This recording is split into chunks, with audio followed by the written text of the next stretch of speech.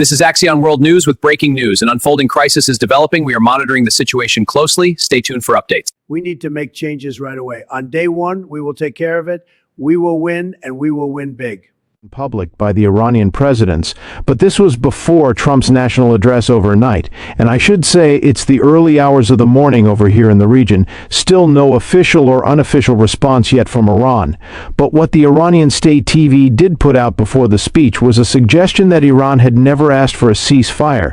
So that's kind of the starting point of where we're at now. Yesterday, the Iranian president, Mr. Position, did release this open letter to the American public full of a lot of rhetoric.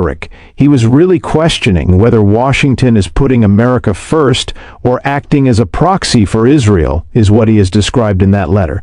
He talks about rising oil prices. He says that Iran are acting in self-defense. It's not really clear what the objective of this letter is, but clearly trying to play along partisan divides or to appeal to some segments of the American public. He knows, of course, that oil prices and gasoline prices have been rising given what's been happening around the Straits of Hormuz. But again, something that I would just want to go back to, President Trump himself put up a social post yesterday saying that the Iranian president had requested a ceasefire and that he was from the new regime. It's also worth reminding viewers that President Positioning was around in the old regime with the former supreme leader, and he doesn't have a lot of clout in terms of decision-making when it comes to some of those key nuclear and military decisions that need to be made.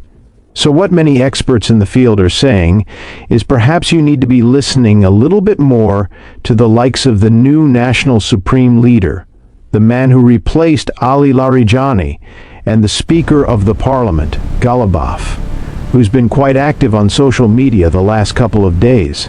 And those are perhaps the people that would likely more reflect a change in sentiment from Iran if it indeed is going to come through in the next 2 to 3 weeks. Jamana, we should mention as well, the letter was a couple of hours before the President of the United States addressed the U.S. public now regarding the Strait of Hormuz.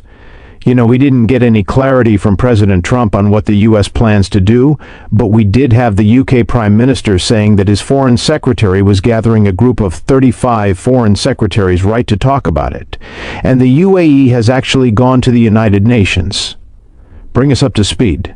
Yeah, I think President Trump has made it clear the last couple of days that he wants to de-link the fate of the, so to speak, with military operations and leave it to other countries to sort out, especially those countries that are more reliant on the oil that passes through the streets.